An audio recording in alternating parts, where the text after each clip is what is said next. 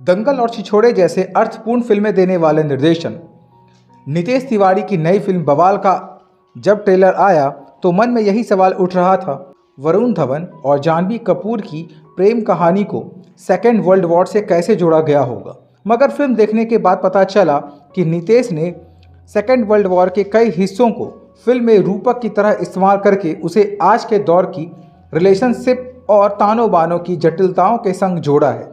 यह सुझाव पहले भले आपको दूर की कौरी लग रही हो, मगर जैसे जैसे कहानी आगे बढ़ती जाती है, किरदार और सिचुएशन उसे अपने साथ प्रवाहित करने लगते हैं। दर्शक भी उससे जुड़ता सा जाता है।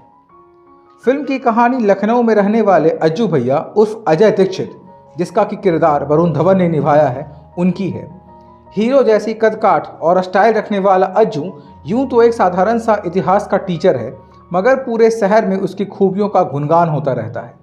बकौल लखनऊ की पब्लिक अज्जू भैया इतने होनहार हैं कि नासा में साइंटिस्ट, आर्मी में अफसर, जिले में कलेक्टर, खेत में क्रिकेटर बनते बनते इसलिए रह गए क्योंकि उन्हें टीचर बनकर बच्चों का भविष्य जो बनाना था। शहर के बच्चे से लेकर बूढ़े तक हर कोई उसे किसी सुपरमैन से कम नहीं जानता, मगर उसके परिवार और दोस्त को छोड़कर ये कोई नहीं जानता कि अज्जू की पूरी इमेज एक छलावा है। उसने लोगों के सामने अपनी जो इमेज बनाई है उसमें कुछ भी सच नहीं, यहाँ तक कि वो इतिहास का शिक्षक भी जुगाड़ लगाकर बना है। कहानी के आगे बढ़ने के साथ पता चलता है कि पढ़ी लिखी सुलझी हुई टॉपर निशा, जिसका कि किरदार जानवी कपूर ने निभाया है, उनके साथ उसकी शादी बहुत बुरे दौर से गुजर रही है। असल में निशा को बचपन से मिर्गी जैसी बीमारी की शिकायत रही है।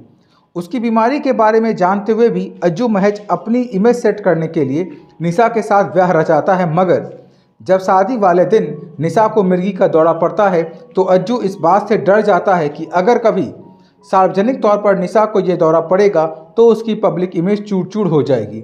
इस वजह से वह निशा को पूरी तरह से उपेक्षित कर देता है।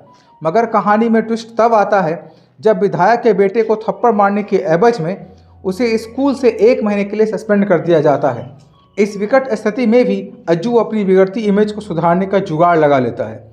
वह अपने माता पिता से पैसे लेकर यूरोप के सफ़र पर जाने का प्लान बनाता है। वह स्कूल वालों को कहता है कि यूरोप जाकर वह स्टूडेंट को दूसरे विश्व युद्ध के बारे में जगहों और घटनाओं की लाइव जानकारी बिना शुल्क देगा। इस सफ़र में उसे मजबूरन निशा को भी अपने साथ ले जाना पड़ता है। यूरोप जाकर उसे एहसास होता है कि दूसरे विश्व युद्ध की तरह उसके अंदर भी एक युद्ध छिड़ा है। इस ट्रिप से क्या अज्जू अपनी नौकरी को बचा पाता है? पत्नी निशा से बिगड़े हुए रिश्ते किस करवट लेते हैं? क्या वह अपनी झूठी इमेज का आवरण से निकल पाएगा? यह सब आपको फिल्म देखने के बाद ही मालूम चलेगा।